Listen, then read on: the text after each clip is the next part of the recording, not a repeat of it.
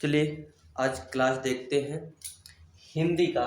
हिंदी का हमने भाषा को चला रहे थे। भाषा का 3 पार्ट हुआ है, भाषा के चौथा पार्ट है। आप लोग चौथे पार्ट में भाषा को आगे बढ़ाते हैं। हम भाषा पढ़ चुके थे। आपको देखेंगे कि हमने भाषा का लगभग अध्ययन कर लिया था। हिंदी का विकास कैसे हिंदी तक आ गए थे। हमने शुरू किया था आर्य भाषा से। आर्य भाषा से हमने शुरू करके हिंदी के विकास को भारतीय आर्य भाषा से शुरू करके हमने हिंदी के विकास को कहाँ ला दिया था। भारतीय आर्य भाषा जो था, यहाँ लिखना चाहे तो भारतीय आर्य भाषा। भारतीय आर्य भाषा को हमने विकास के देखेंगे तो भारतीय आर्य भाषा में आप देखेंगे जैसे 3 खंडों में बांटा गया था। एक था आपका प्राचीन एक था प्राचीन आर्य भाषा था। दूसरा आपका मध्यकालीन आर्य भाषा था। और जो तीसरा आपका था वह आधुनिक था, आधुनिक आर्य भाषा था। हमने ये 3 आर्य भाषाओं को पढ़ा था। तो प्राचीन में आपने देखा था वैदिक संस्कृत था। क्या था? वैदिक संस्कृत था। और आपने एक दूसरा था लौकिक। क्या था? लौकिक संस्कृत था। मध्यकालीन में आपने देखा ठीक है ना। मध्यकालीन में आप देखा पाली था। और उसके बाद आपने देखा तो प्राकृतिक था। क्या था? प्राकृतिक था। फिर आपने देखा अपभ्रंश देखा आपने। इन तीनों को देखा, यानी पाली, प्राकृतिक और अपभ्रंश से ही आधुनिक आर्य भाषा का विकास हुआ। आधुनिक आर्य भाषा में आपने देखा हिंदी और हिंदी उत्तर देखा ना। हिंदी और हिंदी उत्तर देखा। आपने देखा कि पहले वैदिक संस्कृत से लौकिक संस्कृत, लौकिक से पाली आया, पाली से प्राकृतिक, प्राकृत से अपभ्रंश से निकला है हिंदी। अपभ्रंश से क्या निकला है? हिंदी निकला है। आपने वैदिक में देखा वैदिक संहिता थी, आर्य था, रचनाएं हुई थी। लौकिक में देखा पाणिनि का आपने अष्टाध्यायी। पाली में आपने देखा बौद्ध के सभी उपदेश को देखा आपने बुद्ध के। प्राकृतिक में आपने देखा हेमचंद थे, जिन्होंने हेमचंद को प्राकृतिक का पाणिनि कहा जाता है। अपभ्रंश में एक स्वयंभू थे, स्वयंभू को अपभ्रंश का वाल्मीकि कहा जाता है। क्या कहा जाता है? वाल्मीकि। इसके बाद हम हिंदी में आते हैं।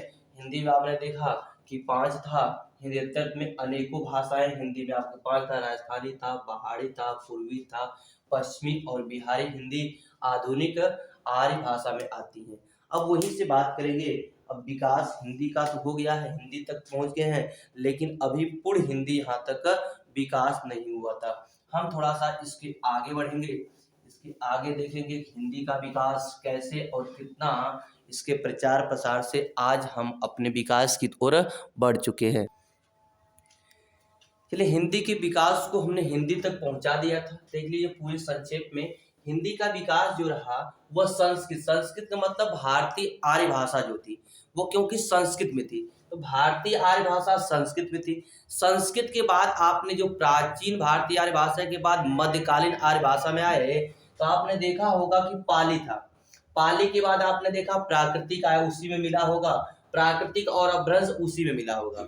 उसके बाद आप आए अपभ्रंश के बाद, अपभ्रंश का ही अंतिम रूप था, जो अंतिम क्षण था उसका, यानी अपभ्रंश क्या था? आर्य भाषा तथा हिंदी भाषा का बीच की कड़ी थी। इसके आप जानते हैं कि इसमें एक स्वयंभू थे जिसे वैसे वाल्मीकि कहा जाता है अपभ्रंश का। वह जो कड़ी बनाए थे उस कड़ी का अंतिम जो क्षण था वह लगभग हिंदी के रूप में परिवर्तित हो रहा था, इसलिए उसका नाम पड़ा था आवड़। आवड़ से हमें हिंदी मिला, जो खड़ी बोली में या ब्रज भाषा में अवधि के रूप में प्रयोग होकर मिलता रहा हिंदी। तो हम पहुंच जाए, क्वेश्चन देखिए, कभी अपभ्रंश से देता है डायरेक्ट हिंदी, कभी अवड़ से हिंदी देता है, तो दोनों याद रखिएगा। अब हिंदी तक आ गए हैं, अब हिंदी को पढ़ना है, जो हिंदी का विकास था। अब हिंदी को आगे कैसे, जब हम पहुंच आए 1000 ईस्वी तक, अर्थात 1000 ईस्वी तक आते आते हम हिंदी में प्रवेश कर गए। अब 1000 से ईस्वी से लेकर आज चल रहा है आपका 2023 तक आते आते, अर्थात लगभग आप देखेंगे तो 1 से 2 यानी लगभग देखेंगे 1300 वर्षों का ये क्रम है। जो 1300 वर्ष आए या 1000 वर्षों का जो क्रम दिख रहा है, इस 1000 वर्षों में भी हिंदी का विकास हुआ, अपडेट हुआ। पहले कुछ देखेंगे हिंदी कुछ और बोली जाती थी, अब हिंदी कुछ और बोली जाती है। तो वो अपडेशन जो विकास हुआ, जो परिवर्तन हुआ है, उसको अब पढ़ेंगे। तो हिंदी की इस विकास परिवर्तन को पढ़ने के लिए जो 1000 ईस्वी से अब तक है, उसको पढ़ने के लिए 3 वर्गों में बांटा गया। 3 वर्गों में बांटा गया। जो पहला वर्ग 3 ग्रुपों में बांटा गया पढ़ने के दृष्टि से, ये नहीं कि उनके भेदों की दृष्टि से, उनके पढ़ने के दृष्टि से 3 वर्गों में बांटा गया कि अध्ययन किया जा सके। तो पहला है प्राचीन या आरंभिक हिंदी, इसे कहा गया प्राचीन या आरंभिक हिंदी। प्राचीन या आरंभिक हिंदी कहा गया। यह आपका जो शुरुआत था प्राचीन या आरंभिक हिंदी, तो यह 1000 ईस्वी से लेकर 1400 ईस्वी तक था। 1000 ईस्वी से लेकर 1400 ईस्वी तक आपका प्रारंभिक हिंदी या कह सकते हैं आरंभिक हिंदी या कह सकते हैं आदि हिंदी या इसका नाम और कह सकते ऐतिहासिक हिंदी भी कह सकते हैं, इनका था। दूसरा की बात करेंगे, दूसरा आया तो मध्यकालीन हिंदी जो था, जो मध्य आधुनिक हिंदी की बात करेंगे तो मध्य आधुनिक हिंदी लिख सकते हैं। दूसरा जो था मध्यकालीन हिंदी था, मध्यकालीन हिंदी हो जाएगा। इसका जो विकास पढ़ने के दृष्टि से बांटा गया वो 1400 ईस्वी से लेकर इसे 1850 ईस्वी तक माना गया। 1800 यानी 19वीं सदी तक 1850 ईस्वी तक माना गया। और जबकि अंतिम जो था, जो वर्तमान में चल रहा है, जैसे आधुनिक हिंदी के नाम से भी जाना जाता है, तो ये आधुनिक हिंदी अंतिम था। आधुनिक हिंदी का विकास जो माना जा रहा है वो अभी विकास ही कर रहा है, अपडेट ही हो रहा है। 1850 ईस्वी से लेकर अब तक चल रहा है, जो भी वर्तमान में चल रहा है वो अब तक है। इसका हिंदी का विकास इस क्रम में माना जाता है पढ़ने के दृष्टि से, क्योंकि बहुत बड़ा परिवर्तन हुआ। पहले आप चले जाएंगे यही अपने बुजुर्गों से 20-25 साल 25 साल पहले जाइए तो कुछ उनकी भाषाओं में अंतर था। आज देखेंगे तो आपकी शिक्षा से, आपका अध्ययन करने से, आपके व्यवहार में बहुत बड़ा परिवर्तन हो गया है। उसी प्रकार ये हिंदी में बहुत ज्यादा जब परिवर्तन हुआ तो भाई कई ज्यादा परिवर्तन होने में कई 100 वर्ष लग जाते थे। 100-200-400 वर्षों के बाद कुछ परिवर्तन दिखा। उस परिवर्तन को अध्ययन के दृष्टि से 3 वर्गों में बांटा गया। तो प्राचीन आरंभिक हिंदी, इसी को आदि हिंदी या ऐतिहासिक हिंदी भी कह सकते हैं, मध्यकालीन हिंदी और आधुनिक हिंदी भी कहा जा सकता है। इनका जो काल रहा 1000 ईस्वी से लेकर 1400 ईस्वी तक था प्राचीन का, मध्यकालीन का 1400 ईस्वी से 1850 ईस्वी तक, आधुनिक का 1850 से अब तक चला जा रहा है, आज तक भी चल रहा है। इसके बाद हम देख रहे हैं, पढ़ेंगे, शुरुआत करेंगे प्राचीन आरंभिक हिंदी का। चलिए देखते हैं प्राचीन आरंभिक हिंदी। चलिए हिंदी के विकास को देखते हैं। तो हमने विकास बता दिया कि इसके 3 खंडों में बांटा गया, प्राचीन, मध्य तथा आधुनिक। तो प्राचीन में हम पढ़ लेते हैं, प्राचीन को आदिकालीन या आरंभिक हिंदी के नाम से भी जाना जाता है। प्राचीन में क्या हुआ कि प्राचीन हिंदी में आप जानते हैं सिंधु नदी को ईरानी लोग क्या कहते थे। जो ईरानी लोग थे, जो इराक के लोग थे, ईरानी लोग सिंधु नदी को हिंदू के नाम से जानते थे। ईरानी लोग सिंधु नदी को जानते हैं, सिंधु नदी को हिंदू कहते थे। ये क्या कहते थे? सिंधु नदी को, जो सिंधु नदी थी, इसे हिंदू कहते थे। जो ईरानी लोग भारत में आए थे या ईरानी लोग रहते थे, जो सिंधु नदी आज पाकिस्तान में यानी चीन से निकलकर पाकिस्तान में होकर जाती है, लद्दाख से होते हुए, उस नदी को ईरानी लोग हिंदू कहते थे। हिंदू में क्या हुआ, बाद में हिंदू शब्द हिंद में परिवर्तित हो गया। बाद में जो हिंदू शब्द था वो धीमे धीमे चलकर हिंद में परिवर्तित हो गया। हिंदू से बन गया हिंद, हिंदू से क्या बन गया, या हिंद में परिवर्तन हो गया। और हिंद एक फारसी शब्द है। हिंद एक क्या है? फारसी शब्द है। और इस फारसी में प्रत्यय जोड़ दिया गया ई। प्रत्यय जब ई जोड़ दिए तो प्रत्यय ई जोड़े तो यह बन गया हिंदी। क्या बन गया? हिंदी। जब इसे ई जोड़ दिए तो बन गया हिंदी। यह हिंदी शब्द नहीं है, बल्कि यह फारसी शब्द है। बल्कि क्या है? फारसी शब्द है। तो आपने देखा कि ईरानी लोग सिंधु नदी को हिंदू कहते थे और हिंदू से हिंद बन गया और हिंद में प्रत्यय जोड़ दिया गया ई, जिससे बन गया हिंदी। अब हिंदी शब्द का अर्थ जो उस समय था, आज तो उसका परिवर्तन हो गया हिंदी का, लेकिन उस समय जो था उस हिंदी शब्द का अर्थ था हिंदी लोग, उस हिंदी शब्द का वर्ड था हिंदी लोग, हिंदी लोग, लेकिन आज उस शब्द का अर्थ क्या हो गया है, परिवर्तन हो गया है। जो हिंदी भाषा थे, हिंदी लोग थे, उनका शब्द परिवर्तन करके आज तो हिंदी से अगर जानेंगे तो नहीं जान पाएंगे, बल्कि इसकी जगह प्रयोग होता है हिंदुस्तान। क्या होता है, हिंदुस्तान। तो हिंदी का दो अर्थ था, एक पहला था हिंदी लोग या हिंद के लोग, हिंदी लोग या हिंद के लोग, इसका दो अर्थ था। पहला अर्थ था हिंद देश के निवासी, अर्थात हिंद के लोग, हिंद देश के निवासी, हिंद देश के निवासी। और दूसरा इसका अर्थ था, एक तो आप जानते हैं कि सिंधु को हिंदू कहा जाता था, लेकिन जो दूसरा अर्थ था हिंदी भाषा, दूसरा इसका अर्थ था हिंदी भाषा। जो पहले इसका अर्थ था हिंद देश के निवासी, दूसरा था हिंदी भाषा, इसका दो अर्थ था।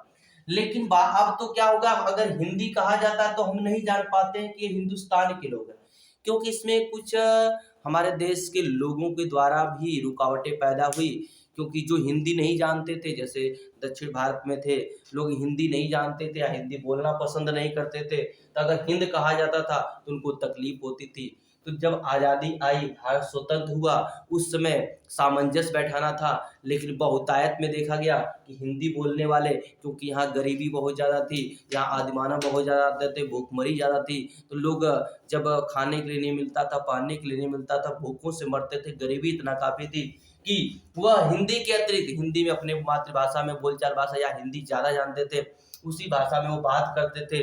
अगर अंग्रेजी कर दी जाती तो वह जान नहीं पाते। इसको ध्यान में रखते हुए बाद में हिंदी को ही राष्ट्रभाषा बनाया गया। तो लेकिन दक्षिण भारत के लोग इसका विरोध करते, इसलिए हिंद देश के निवासी को हिंदुस्तान में बदल दिया गया। किस बदल गया? इसलिए आज हम अपने देश को किस नाम से जानते हैं? हिंदुस्तान के नाम से जानते हैं। आज हम अपने देश को हिंदुस्तान के नाम से, अर्थात हिंदुस्तान कहा जाता है, तब हम जानते हैं कि हम भारत के निवासी हैं या भारत के लोग को हिंदुस्तान कहा जाता है। लेकिन हिंद पहले कहते थे, यानी पहले जब भारत आज़ाद नहीं हुआ था या अंग्रेज नहीं आए थे, उसके पहले हम हिंद कहने पर पता चल जाता था कि भारत के लोग क्या है, हिंद है। लेकिन बाद में अब केवल हिंदी भाषा रह गई है, हिंद के कहने से हिंद देश के निवासी का पता नहीं चलता है। यह था हिंदी का अर्थ, हिंदी का विकास था कि ईरानी लोग सिंधु नदी को हिंदू कहते थे, हिंदू बाद में परिवर्तित हो गया हिंद में, हिंद में ई प्रत्यय लग गया तो बन गया हिंदी। हिंदी का दो अर्थ होता है, हिंद देश के निवासी तथा हिंदी भाषा। हिंद देश के निवासी यानी हिंद कहने से भारत के लोगों का पता चलता था, लेकिन वर्तमान में अब उसे हिंद न कहकर हिंदुस्तान कहा जाता है। जबकि हिंदी आज भी हिंदी भाषा एक प्रचलित रूप या विश्व स्तर पर भी हिंदी भाषा को जानने जाने लगा है। आप एक शब्द और सुनिएगा, जो हिंदी है या हिंदुस्तान है, हिंदी है, हिंदुस्तान है, यह सब क्या है? फारसी शब्द है। हिंदी हुआ, हिंदुस्तान हुआ, या हिंद हुआ, या हिंदू हुआ, यह सब फारसी शब्द है, यह कोई हिंदी शब्द नहीं है। ये ध्यान रखिएगा, बहुत बार क्वेश्चन पूछता है हिंदुस्तान शब्द क्या है? फारसी, हिंदी, अंग्रेजी। तो यह हिंदुस्तान भी फारसी है, हिंदी भी फारसी है, हिंद भी फारसी है, और हिंदू भी फारसी शब्द है। यह कोई हिंदी शब्द नहीं है, कोई संस्कृत शब्द नहीं है, कोई वैदिक संस्कृत नहीं है, बल्कि यह है क्या? फारसी शब्द है। इतना तो याद हो गया, इससे क्वेश्चन आपको आसानी से लग जाएगा।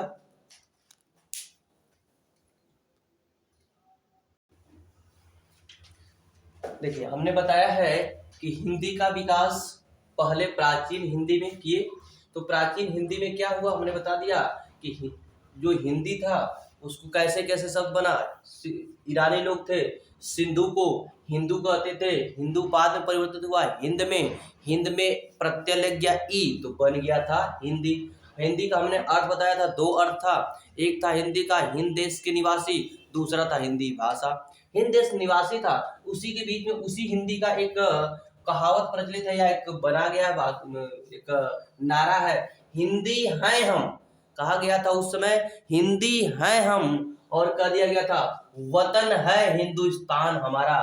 हिंदी हैं हम, वतन है हिंदुस्तान हमारा। इकबाल है।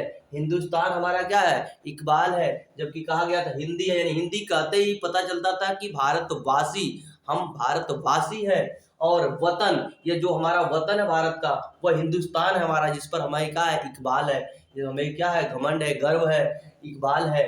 उसी के बाद हिंदी का जो बात में बात चला, कुछ लोग जानते हैं कि हिंदी एक शब्द है। हिंदी कोई शब्द नहीं है।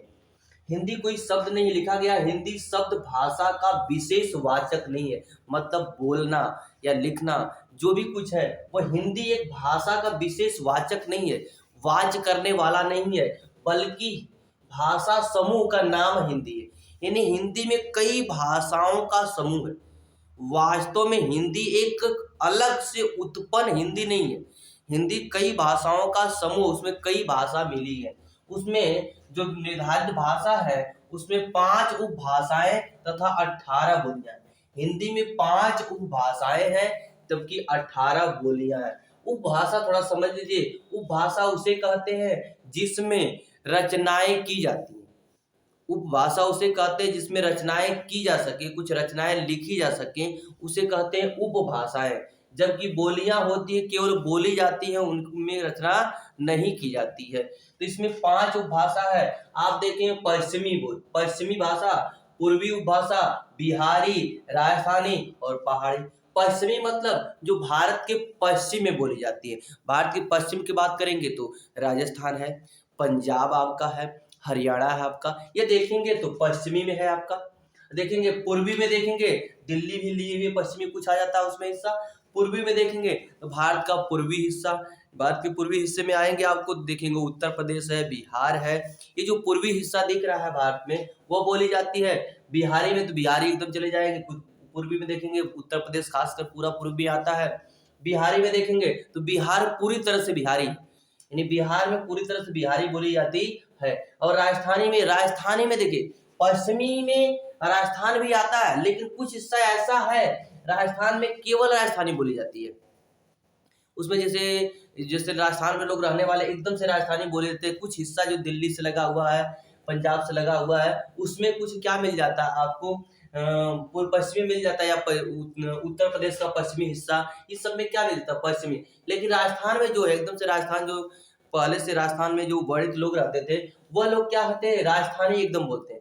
वो एकदम से क्या बोलते हैं? पूरी तरह शुद्ध रूप से राजस्थानी बोलते हैं। पहाड़ी, जैसे पहाड़ पे रहने वाले लोग, जैसे उत्तराखंड में पहाड़ है, हिमाचल प्रदेश में पहाड़ है, जो पहाड़ के पास रहते हैं या पहाड़ पर लोग घर बना कर रहते हैं, उनकी घाटियों में रहते हैं, वो क्या बोलते हैं? पहाड़ी बोलते हैं। जैसे नेपाल के लोग हैं तो वो लोग पहाड़ी बोलते हैं। इसमें देखिए बोलियां, पश्चिमी में कितनी बोली है? देखिए बोली जो बोली जाती है, ब्रजभाषा है, खड़ी बोली है, बुंदेली है, हरियाणी है, कन्नौजी है। तो पश्चिमी में देखिए आप ब्रजभाषा, जैसे मथुरा चले जाएं, खड़ी बोली दिल्ली में चले जाएं, बुंदेली बुंदेली में चले जाएं, हरियाणवी बोली हरियाणा में चले जाएं, कन्नौजी कन्नौज में चले जाएं, जो लखनऊ से लगा हुआ है, कन्नौज उन्नौज, इटावा उटावा, ये सब क्या है? कन्नौज बोला जाता है। देखिए पश्चिम में है ना। अब पूर्वी में देखेंगे, अवधी है, बघेली है, छत्तीसगढ़ी है। अवधी, बघेली, छत्तीसगढ़ी है। पूर्वी चले जाएंगे, छत्तीसगढ़ में देखते हैं छत्तीसगढ़ी बोले। मध्य प्रदेश में अवधी, बघेली, ये सब बोला जाता है। उत्तर प्रदेश के कुछ मध्य में भी बोला, पूर्व में बोला जाता है। बिहारी की बात करेंगे, बिहारी में मैथिली है, मगही है, भोजपुरी है। तो बिहारी में देखते हैं आप, नीतीश कुमार मगही या मैथिली का भी उपयोग कर लेते हैं। आप भोजपुरी देखेंगे तो उत्तर प्रदेश में भी, जैसे आप देखेंगे पूर्वांचल हिस्सा, उत्तर प्रदेश का पूरा पूर्वांचल लगभग भोजपुरी बोलता है, जो बिहार से सटा हुआ है। और बिहार में मैथिली मगही, उत्तर प्रदेश में मैथिली मगही तो नहीं बोला जाता, लेकिन भोजपुरी बहुत काफी उपयोग में आता है। राजस्थान में देखेंगे मारवाड़ी, जो मारवाड़ी लोग रहते हैं वो मारवाड़ी बोलते हैं। जो जयपुर में रहते हैं वो जयपुरी बोलते हैं। और जो मेवाती, कुछ लोग, वो हिस्सा जो मेवात का है उसमें मेवाती और मालवी भी बोली जाती है। सबसे ज्यादा देखेंगे आप जयपुरी और मारवाड़ी सबसे ज्यादा राजस्थान में बोली जाती है। पहाड़ी देखिए गढ़वाली, जैसे गढ़वाल में रहने वाले, उत्तराखंड में रहने वाले, नेपाल में रहने वाले नेपाली बोलते हैं। कुमाऊनी भी लगभग उत्तराखंड में बोली जाती है। कुमाऊनी एक क्षेत्र शहर है आपका, क्षेत्र भी है, वहां पर कुमाऊनी बोली जाती है। तो यह सब बोली जाती है। कहाँ पर बोली जाती है? पश्चिमी, पूर्वी, बिहारी, राजस्थानी, पहाड़ी। इन उपभाषा और इन बोलियों से मिलकर पूरा का पूरा हिंदी भाषा समूह का निर्माण हुआ है। इसलिए हिंदी एक वाचन नहीं है बल्कि भाषा समूह का नाम है। अब इनके बारे में डिटेल से नीचे से पढ़ेंगे कि कुछ जैसे एग्जाम में पूछ देता है कि पश्चिमी हिंदी किन की क्षेत्रों में बोली जाती है, या ऐसे पूछ देता है ब्रज भाषा किन क्षेत्रों में बोली जाती है, ब्रज में, मथुरा में, उन्नाव में, कहाँ-कहाँ बोली जाती है, बुंदेली पूछ देता है किन जिलों में। कोई कुछ क्षेत्रों का, विशेष क्षेत्रों का नाम एग्जाम में, आपके वनडे एग्जाम में बहुत काफी पूछता है ना। इसी तरह जयपुरी किस शहर में बोली जाती है, कहाँ प्रमुख रूप से बोली जाती है, नेपाली कहाँ प्रमुख रूप से बोली जाती है, गढ़वाली, मैथिली, भोजपुरी कहाँ, किस जिलों में, किस क्षेत्रों में प्रमुख रूप से बोली जाती है, उनके कुछ नाम पूछ देता है, उनके बारे में भी पढ़ेंगे। हमें उम्मीद है इसके बारे में पूरी जानकारी हो गई होगी। इससे थोड़ा सा क्वेश्चन जो आता बता देते हैं। पहला क्वेश्चन आता है, ये तो नहीं पूछता है वनडे एग्जाम में, लेकिन पूछ भी सकता है कि हिंदी एक शब्द है, वाचन है, या हिंदी एक भाषा समूह है। हिंदी एक भाषा समूह है। हिंदी कितनी उपभाषाओं से मिलकर बनी है? हिंदी 5 उपभाषाओं से मिलकर बनी है। हिंदी में कितनी बोलियां हैं? हिंदी में 18 बोलियां हैं। इनसे मिलकर क्या बना है? हिंदी बना है। चलिए देखते हैं जो उपभाषाएं हैं उनके बारे में, तथा वो किस किस क्षेत्रों में बोली जाती है उनको देख लेते हैं। आगे बढ़ते हैं। अपभ्रंश से निकला हुआ है सौर सेनी। अपभ्रंश हमने बताया था कि हिंदी का विकास अपभ्रंश से ही हुआ है। तो हिंदी का विकास अपभ्रंश से हुआ, तो उससे एक अपभ्रंश है सौर सेनी निकली है। सौर सेनी से उपभाषाएं निकली है पश्चिमी हिंदी, राजस्थानी हिंदी और पहाड़ी हिंदी। अपभ्रंश से निकली है सौर सेनी। सौर सेनी से उपभाषा जो निकली हिंदी की वो पश्चिमी हिंदी, राजस्थानी हिंदी और पहाड़ी हिंदी है। जबकि अर्धमागधी से निकली है पूर्वी हिंदी, जबकि मागधी से निकली है बिहारी हिंदी।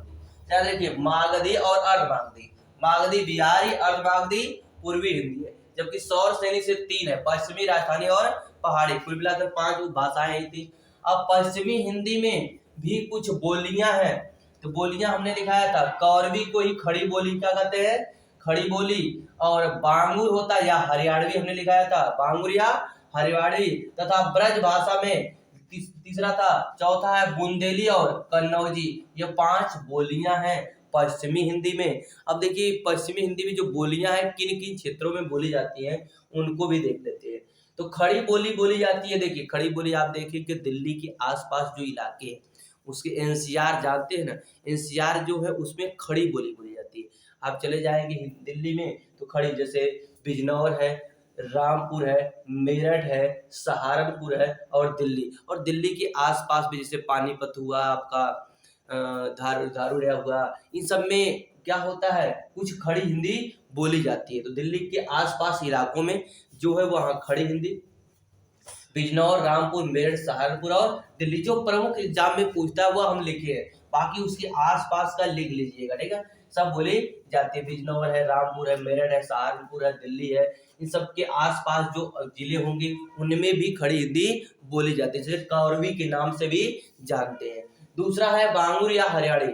हरियाणी का है, हरियाणा में पूरी बोली जाती है, पूरे हरियाणा में लगभग क्या बोली जाती है, हरियाणी। जबकि पंजाब के पूर्वी क्षेत्र जो हरियाणा से लगा हुआ है, पंजाब का पूर्वी क्षेत्र जो हरियाणा से लगा हुआ है वहां भी क्या बोली जाती है, हरियाणी भी बोली जाती है, जो हिंदी ही होती है। ब्रज भाषा उत्तर प्रदेश में देखेंगे तो मथुरा है, आगरा है, हाथरस, कासगंज, बदायूं, बरेली, अर्थात मथुरा के आसपास, आगरा के आसपास अलीगढ़ है, इन सब जिलों में क्या बोली जाती है, ब्रजभाषा। ब्रज को तो कोई नहीं अछूता होगा, सभी लोग जानते हैं। ब्रज में आपके रहने वाले कृष्ण कन्हैया जो आपने सभी लोग जानते हैं कि उनके आसपास के जिलों कितने हैं वो सब जान जाएंगे। और उसी के साथ साथ जो ब्रज से लगाव रखने वाले उनके आसपास के राज्य हैं, जैसे राजस्थान देखेंगे और राजस्थान में हरियाणा देखेंगे, तो राजस्थान और हरियाणा में भी कुछ जिलों में जो ब्रजवासी वहां चले गए हैं या ब्रजवासी यहाँ पहले आए थे फिर वहां चले गए, उनसे मिलता जुलता जो जिला है या उस जिलों में रहने वाले जो आज भी लोग हैं वो ब्रज भाषा का उपयोग करते हैं। तो ब्रज भाषा बहुत विस्तृत भाषा है, क्योंकि इसके बारे में डिटेल से भी पढ़ेंगे कि ब्रज भाषा बहुत विस्तृत भाषा है जिसमें कुछ रचनाएं भी की गई, अर्थात खड़ी हिंदी बोली बोलने से पहले ब्रज भाषा का ही विकास था। ब्रज भाषा में ही आपकी बहुत ऐसे सूरदास थे, आपने सूरदास ने पूरी रचना अपनी लगभग ब्रज भाषा में कर दी। तो ब्रज भाषा बहुत लंबे समय तक स्थिरता बनी रही हिंदी के विकास में। ब्रज भाषा के बाद आपका अवधी आ गया था। तो ब्रज भाषा आज भी बहुत उपयोग में कहीं देखेंगे तो होती है, जैसे मथुरा, आगरा, हाथरस, कासगंज। रचनाएं तो नहीं करते हैं लेकिन बोली बहुत जाती है, क्योंकि अब रचनाएं इससे दूर हट गई, इसलिए इसे बोली के रूप में आ गया। आगे जब तक रचनाएं होती तब तक ये भाषा के रूप में था, इसलिए उसके आगे लगा है ब्रज भाषा। लेकिन अब क्या इसमें रचना ही नहीं होती है, अर्थात यह रचनाएं नगड़ के बराबर रख दी गई, इसलिए अब वो बोली यानी बोले जाती है, केवल बोली जाती है, इसलिए केवल बोलने के रूप में प्रयोग होता है, इसलिए इसे बोली कहा जाने लगा। नहीं तो उसके पहले उसे क्या कहते थे, भाषा कहते थे, इसलिए उसमें शब्द जुड़ा हुआ है भाषा। ये नहीं कि अपने मर्जी से जोड़ दिया गया था भाषा, नहीं, वो पहले भाषा थी, बाद में वो परिवर्तित होकर अपने आप को खो बैठी, इसलिए उसे कहने लगा बोली। अब आगे है बुंदेली। अब देखेंगे थोड़ा सा ब्रज भाषा में कुछ जगह देखे, नीचे नहीं थी, हमने नहीं लिखा, ऊपर नोट कर रहे हैं। ब्रज भाषा में कुछ और है, जैसे ब्रज भाषा में बोले राजस्थान, राजस्थान में आप देखेंगे तो भरतपुर है, राजस्थान में ब्रज भाषा को ही ऊपर लिख रहे हैं, जैसे भरतपुर है राजस्थान में, देखेंगे भरतपुर। भरतपुर एक जिला है, बहुत अच्छा जिला है, जहाँ पर ब्रज भाषा बोली जाती है, अर्थात तो वहाँ भी कृष्ण जी की लीलाओं का वर्णन बहुत काफी होता है। आप देखेंगे दूसरा है राजस्थान में ही धौलपुर है, क्या है एक जिला, धौलपुर, यह राजस्थान में बोली जाता है। हरियाणा में चले जाएंगे तो वहाँ भी कुछ जिले हैं जो बोले जाते हैं, जैसे फरीदाबाद है, गुड़गांव है, यह राजस्थान की बात कर लेंगे हम। हरियाणा में चले जाएंगे, हरियाणा में तो हरियाणा में है आपका गुड़गांव है, गुड़गांव है, जो गुड़गांव का नाम भी इस समय गुरुग्राम कर दिया गया है, पर अब तो पहले गुड़गांव था, अब उसका नाम चेंज करके गुरुग्राम कर दिया गया है। इस गुरुग्राम है, फरीदाबाद है, फरीदाबाद है, इन सब में क्या बोला जाता है, ब्रज भाषा बोली जाती है। क्या बोली जाती है, ब्रज भाषा बोली जाती है। अब थोड़ा सा हम बुंदेली की बात कर लेते हैं, ऊपर का हमने मिटा रहे हैं, इसकी साथ ले सकते हैं आप, ये ऊपर का मिटा रहे हैं, थोड़ा सा हम यहाँ बुंदेली भाषा का भी चर्चा कर लेते हैं, किन किन क्षेत्रों में बोली जाती है। जैसे बुंदेली लिखा है, तो बुंदेली आप देखते हैं, बुंदेल में आप उत्तर प्रदेश की बात करेंगे तो इसके उत्तर प्रदेश की बात करेंगे तो उत्तर प्रदेश में बुंदेल है ना जिला, बुंदेलखंड है, जितना बुंदेलखंड का मतलब समझ जाइएगा, बुंदेली बुंदेलखंड का मतलब जो जानते हैं, जो लगभग जिलों का जिला पड़ता है, बीच में मध्य उत्तर प्रदेश होता है, जैसे झांसी हुआ, हमीरपुर हुआ, इन सब जिलों के आसपास के जितने जिले हैं वो बुंदेलखंड में आते हैं। अवध, बुंदेलखंड और पूर्वांचल, इन तीन खंडों में बांटा जाता है, अवध, बुंदेलखंड और पूर्वांचल होता है। तो अवध में जो लखनऊ आते हैं, बुंदेलखंड में उसके बाद जो मध्य जिला होते हैं लगभग पहाड़ी लिए हुए, हमीरपुर हुआ, झांसी हुआ, यह सब जो जिले हैं, अलीगढ़ हुआ, ये सब बुंदेलखंड में। उसमें क्या बोला जाता है, बुंदेली बोला जाता है। क्या बोला जाता है, बुंदेली बोला जाता है। हमीरपुर हुआ, ललितपुर हुआ, बांदा, चित्रकूट, ये सब जो बांदा हुआ, चित्रकूट हुआ, अलीगढ़ हुआ, ये सब क्या है जो बोले जाते हैं, चित्रकूट हुआ, इन सब जिलों में बोले जाते हैं बुंदेली। क्या बोले जाते हैं, बुंदेली। कुछ मध्य प्रदेश के जिले में बोले जाते हैं, जैसे सागर हुआ, कुछ मध्य प्रदेश के जिले में भी बोले जाते हैं। मध्य प्रदेश में देखेंगे कुछ मध्य प्रदेश के हिस्सों में भी क्या बोले जाते हैं, बुंदेली बोले जाते हैं। जैसे देखेंगे दमोहा, दामोह होता है, एक जिला है, दमोहा भी होता है या दामोह उसके नाम से जानते हैं।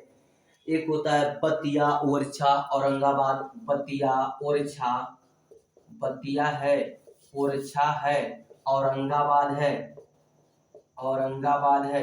इन जिलों में क्या बोला जाता है, बुंदेलखंडी या बुंदेली बोला जाता है। क्या बोला जाता है, बुंदेली। मध्य प्रदेश के कुछ हिस्सों में भी बुंदेली बोला जाता है, क्योंकि जुड़ा हुआ है वह उत्तर प्रदेश से, उसमें भी क्या बोलते हैं, बुंदेली बोलते हैं। इसके बाद आपको चलते हैं कन्नौजी पर। क्या चलते हैं, कन्नौजी पर। तो कन्नौजी होते ये कन्नौजी है तो कन्नौज जिला में बोला ही जाएगा।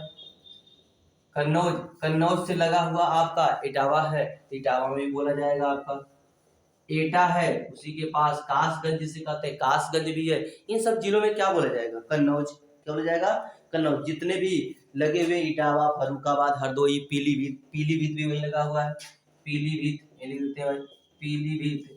तो पीलीभीत भी किसमें हो जाएगा आपका, कन्नौज में, है ना, कन्नौजी बोला जाए, कन्नौज, इटावा, एटा, पीलीभीत, फरीदाबाद, फर्रुखाबाद, ये सब कानपुर जितने भी जिले आसपास के हैं उन सब में क्या बोला जाएगा, कन्नौजी बोला जाता है। तो ये सब जिलों, इन सब क्षेत्रों में कुछ इंपॉर्टेंट चीजें हैं जो याद रखना है, ज्यादा कुछ नहीं। जैसे कन्नौजी कन्नौज में, या तो इटावा में, या तो पीलीभीत में, फर्रुखाबाद में, इन सबको पूछ देगा। बुंदेलखंड में बांदा हुआ, चित्रकूट हुआ, अमरोहा हुआ, ठीक, अलीगढ़ हुआ, जो आसपास के जिले लगे हुए हैं उसमें पूछ देगा।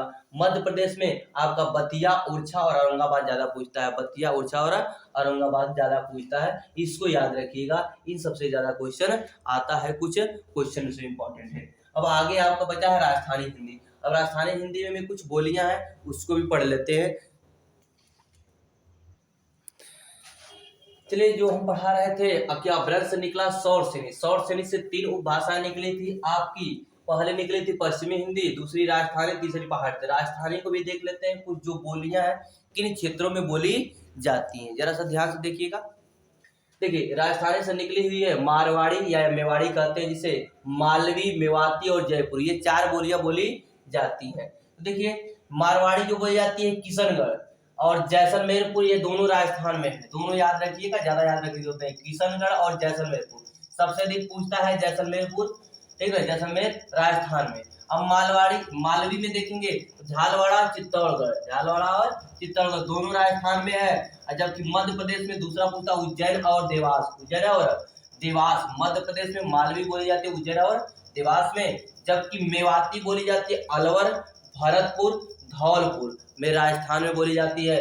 अलवर में, भरतपुर में, धौलपुर में जो है, ये तीनों जिला राजस्थान में है, बोली जाती है मेवाती। जबकि जयपुरी है तो जयपुर में बोला ही जाएगा। तो जयपुर में, दौसा में, अजमेर में, सबसे ज्यादा जयपुर और अजमेर पूछता है, याद रखिएगा। जयपुर, दौसा, अजमेर क्या है, राजस्थान में। तो ये सब देखेंगे, पूरी की पूरी राजस्थानी किस में बोली जाती है, राजस्थान में।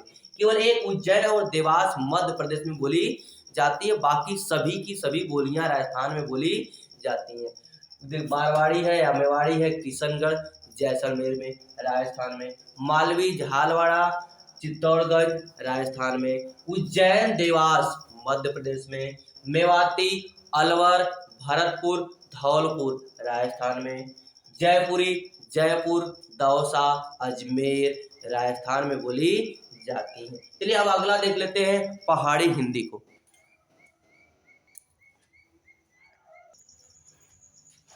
तो देखते हैं, पहाड़ी हिंदी जो निकली है सौर सेनी से, किससे निकली है, सौर सेनी से निकली है, अपभ्रंश के सौर सेनी से निकली है। उसकी 2 बोलियां हैं, कुमाऊनी और गढ़वाली, कुमाऊनी और गढ़वाली। देखिए, कुमाऊनी देखते हैं तो कुमाऊनी की क्षेत्रों में नैनीताल है, बागेश्वर है, चंपावत, यानी उत्तराखंड में नैनीताल, बागेश्वर, चंपावत, ये सब में क्या बोली जाती है, कुमाऊनी। जबकि गढ़वाली है, गढ़वाल में, उत्तरकाशी में, टिहरी में, इस सब में क्या बोली जाती है, आप ये भी उत्तराखंड में ही है। अर्थात कुमाऊनी और गढ़वाली याद रखिएगा, उत्तराखंड में। कहाँ, उत्तराखंड में। उत्तराखंड के जिलों का नाम याद रखिएगा, आपको पता रहेगा कुमाऊनी और गढ़वाली उत्तराखंड में ही बोली जाती है। अर्थात पहाड़ी इलाका है तो उसी में ही बोला जाएगा ना, या कुछ क्षेत्र हिमाचल प्रदेश में चले जाएंगे जहाँ पहाड़ी इलाका है वहां बोले जाएंगे। जबकि पूर्वी हिंदी ये निकली है अर्धमागधी से, अर्धमागधी हमने पीछे बढ़ा दिया था कि अपभ्रंश के अर्धमागधी से निकली पूर्वी हिंदी, जबकि बिहारी हिंदी लिखी मागधी से, बिहारी हिंदी लिखी मागधी से। तो पूर्वी हिंदी में 3 बोलियां हैं, अवधी, बघेली और छत्तीसगढ़ी। अवधी, हम बोले हैं अवध का जो क्षेत्र, अवध मतलब लखनऊ के आसपास जिले, जो लखनऊ से लगे हुए जिले हैं वो सब अवध का है, वो अवध क्षेत्र में बोली जाती है अवधी। तो जब अवधी है तो लखनऊ में जरूर बोली जाएगी। अवधी, लखनऊ के आसपास अयोध्या है, सीतापुर है, प्रयागराज है, इन सब जो जिले हैं सब में क्या बोली जाती है, अवधी बोली जाती है। जबकि बघेली है, रीवा, सतना, उमरिया, ये मध्य प्रदेश में पड़ता है। बघेली है, रीवा, सतना, उमरिया, ये 3 जगहों का याद प्रमुख रखिए, रीवा, सतना, उमरिया, मध्य प्रदेश में बोली जाती है बघेली। जबकि प्रयागराज और मिर्जापुर जो मध्य प्रदेश से लगभग सटा हुआ है, प्रयागराज और मिर्जापुर में बोला जाता है बघेली। जबकि छत्तीसगढ़ में बिलासपुर, छत्तीसगढ़ी जो है बिलासपुर, रायगढ़, रायपुर, ये तीनों छत्तीसगढ़ी, छत्तीसगढ़ी केवल छत्तीसगढ़ में ही बोली जाती है। तो इसको याद रखिएगा, छत्तीसगढ़ी छत्तीसगढ़ में, तो बिलासपुर है, रायगढ़ है, रायपुर है, इस समय छत्तीसगढ़ी बोली जाती है। जबकि भोजपुरी बिहारी हिंदी में देखें जो मागधी से निकली है, भोजपुरी, मगही और मैथिली। भोजपुरी एक ऐसी भाषा है, जैसे बोली है कि जो लगभग अपने राज्यों, अपने जिलों, अपने क्षेत्रों में तो बोली जाती है, विश्व स्तर पर भी भोजपुरी बोली जाती है। भोजपुरी एक ऐसी है जो विश्व स्तर पे भी कई देशों में भी बोली जाती है। आप देखेंगे भोजपुरी उत्तर प्रदेश, तो पूरा उत्तर प्रदेश, लगभग पूर्वी पूर्वांचल हिस्सा जो उत्तर प्रदेश का पूरा भोजपुरी, बिहार में पूरी भोजपुरी, झारखंड में पूरी भोजपुरी बोली जाती है। साथ ही साथ नेपाल एक देश है जिसमें भी भोजपुरी बोली जाती है। इसलिए आप देखेंगे कुछ नेपाल के लोग आते हैं क्या ठंडी के मौसम में यहाँ व्यापार करने ऊनी वस्त्रों का, तो वह भोजपुरी समझ जाते हैं, पूरी अच्छी तरीके से भोजपुरी समझते हैं वह। जबकि फिजी एक देश है छोटा सा, वहाँ भी पूरी भोजपुरी बोली जाती है।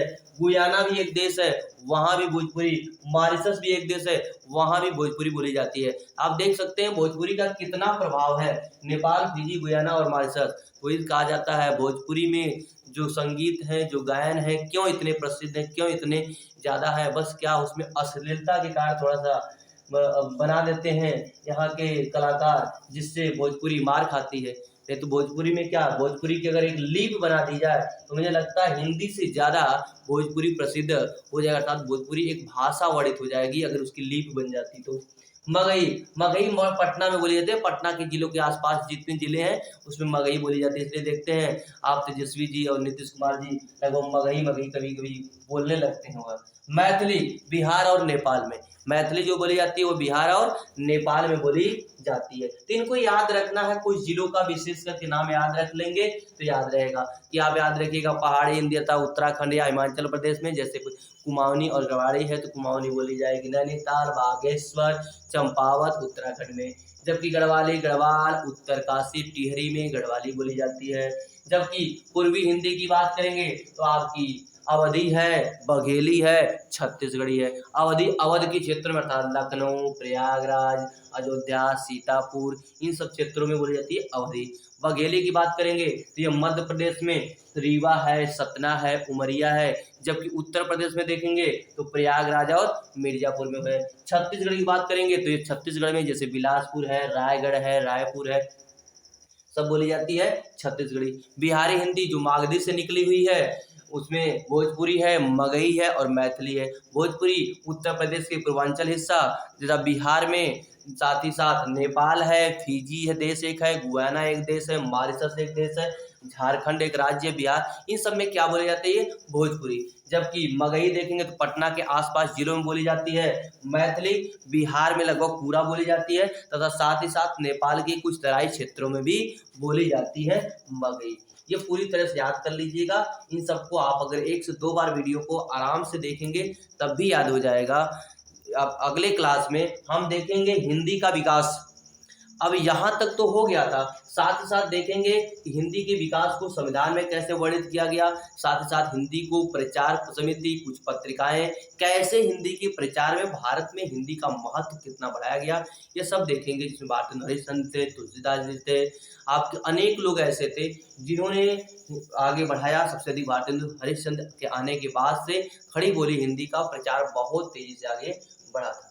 आज यही क्लास को रोकते हैं। जय हिंद, जय भारत।